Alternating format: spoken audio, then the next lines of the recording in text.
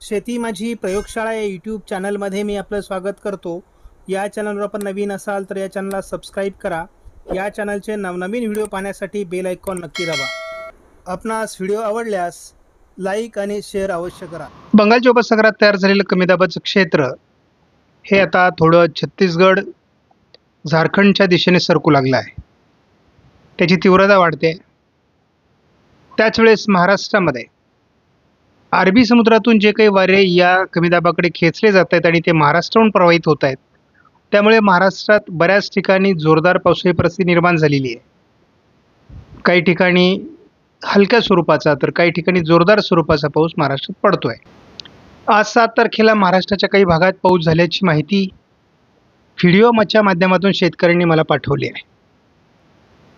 विदर्भामध्ये अजूनही पावसाचं वातावरण कायम असून खास करून अमरावती, वर्धा, यवतमाळ, चंद्रपूर, गडचिरोली आणि नागपूर, भंडारा, गोंदिया या जिल्ह्यात पावसात जोर राहण्याची शक्यता कायम आहे. अधूनमधून कोकण किनारपट्टीला देखील जोरदार सरी होत आहेत. नाशिकसह उत्तर महाराष्ट्राच्या काही भागात झडीचं वातावरण तयार झालेलं आहे. बुलढाणा जिल्ह्यामध्ये देखील झडीचं वातावरण आहे. अकोला, अमरावती ते थोडंफार झडीचं वातावरण काही भागात तयार झालेलं आहे.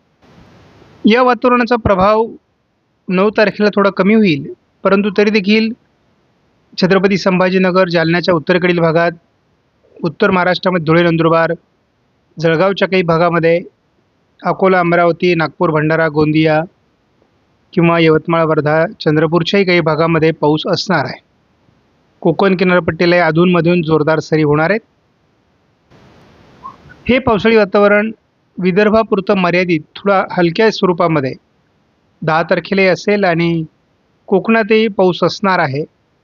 थोडं मध्य महाराष्ट्र, पश्चिम महाराष्ट्रात वातावरण कमी होईल.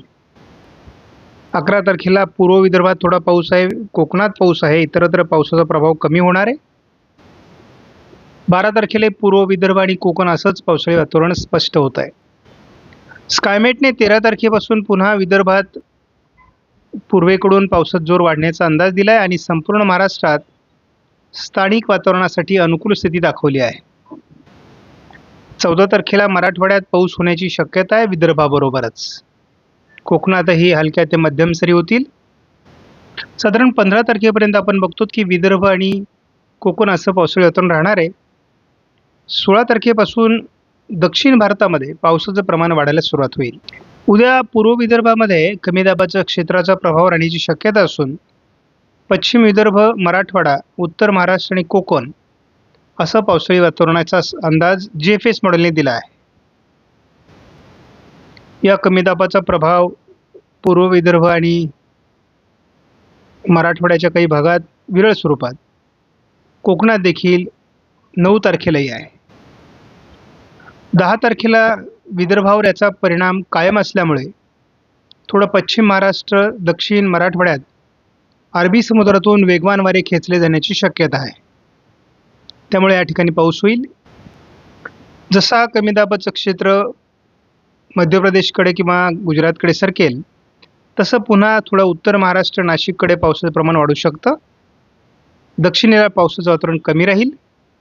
11 तारखेला 14 तारखेला पुन्हा एकदा विदर्भ आणि कोकण असं पावसाळी वातावरण वाढण्याची शक्यता आहे.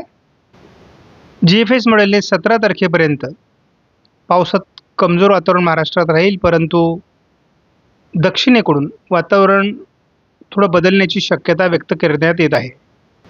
ECMW मॉडेलनुसारच जास्त पावसाचं वातावरण तयार होतं हे आपल्याला सगळ्याला माहिती आहे. बाकी मॉडेल काहीही अंदाज दाखवत असले तरी तो अंदाज फारसा महाराष्ट्रात जुळत नाही. आता आपण बघतो की नाशिक जिल्ह्यात आज संततधार पाऊस होता बऱ्याच तालुक्यांमध्ये. छत्रपती संभाजीनगर आणि जालन्याच्या उत्तरेला अकोला, अमरावती, नागपूर, भंडारा, गोंदिया, चंद्रपूर, गडचिरोली, यवतमाळ, वर्धा जिल्ह्यांमध्ये आज पावसाला बुलढाणा जिल्ह्यामध्ये देखील शेतकरी कंटाळले आहेत.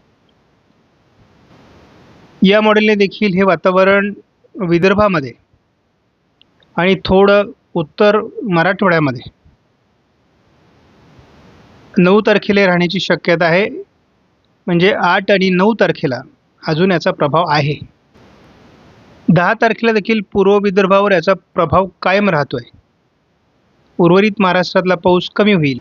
11 तारखेला मात्र ते मध्य प्रदेशकडे सरकण्याची शक्यता आहे. ECMWF मॉडेलने 13 तारखेला फारसं पावसाळी वातावरण दाखवलेलं नाही आहे, परंतु महाराष्ट्रामध्ये पुन्हा 14 तारखेला मराठवाडा, उत्तर महाराष्ट्र, विदर्भ, पश्चिम महाराष्ट्र, कोकण, खास करून दक्षिण कोकण या विभागात पावसाची शक्यता व्यक्त केली आहे.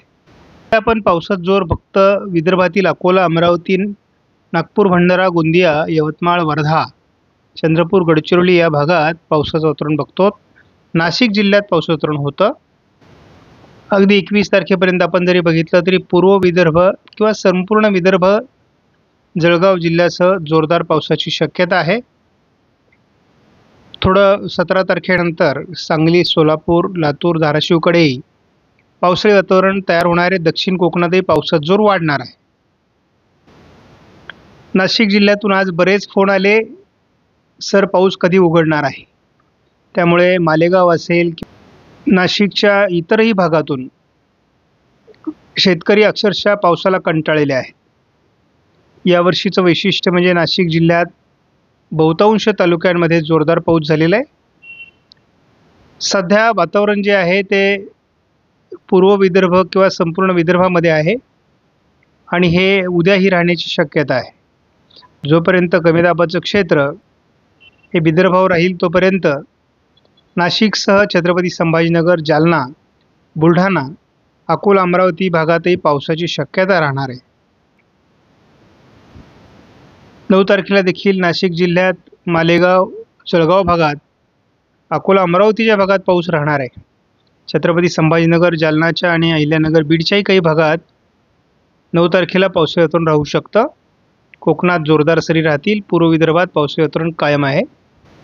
एकूण अंदाजाचा परामर्श घेता 8, 9 आणि 10 तारखेला नागपूर, भंडारा, गोंदिया जिल्ह्यामध्ये जास्त पाऊस राहण्याचा अंदाज मॉडेल देत आहेत. या ठिकाणच्या शेतकऱ्यांनी जर या ठिकाणची परिस्थितीचा थोडा अंदाज व्हॉट्सअपवर पर्सनल दिला तर मला व्हिडिओच्या माध्यमातून त्याला प्रसिद्ध करता येईल. 11 तारखेपासून विदर्भ आणि उत्तर महाराष्ट्रातला पाऊस बऱ्यापैकी उघडणार आहे. 12 तारखेलाही विशेष पावसाळी वातावरण नाही, परंतु सह्याद्रीच्या पर्वतरांगांवर पावसाच्या सरी होणार आहेत. कोकणात जोरदार सरी आणि उत्तर महाराष्ट्रात हलक्या सरींची शक्यता 13 तारखेला आहे. थोडं पश्चिम महाराष्ट्राकडे पावसाळी प्रमाण वाढू शकतं. मात्र 14 तारखेला पुन्हा एकदा मध्य महाराष्ट्र, मराठवाडा, उत्तर महाराष्ट्र, विदर्भ, पश्चिम महाराष्ट्र आणि दक्षिण कोकणात पावसाचा जोर राहणार आहे. 15 तारखेला पश्चिम महाराष्ट्र, सांगली, सोलापूर, सातारा, कोल्हापूर, रायगड, रत्नागिरी, सिंधुदुर्ग, पुणे, सातारा भागात पावसाची शक्यता आहे. बीडच्या भागात किंवा लातूर, धाराशिवच्याही भागात हलका पाऊस असणार आहे. या भागात 16 तारखेला वातावरण राहील. या भागात 17 तारखेलाही पावसाळी वातावरण राहण्याची शक्यता आहे. महाराष्ट्राच्या उत्तरेकडून दरम्यानच्या काळात म्हणजे नाशिकसह उत्तर महाराष्ट्र, विदर्भ, उत्तर मराठवाडा, मध्य महाराष्ट्र पाऊस कमी राहील. आपणास व्हिडिओमधील माहिती महत्त्वपूर्ण वाटल्यास लाईक करा, शेअर करा, चॅनलला सबस्क्राईब करा. धन्यवाद. जय हिंद, जय महाराष्ट्र, जय बळीराजा.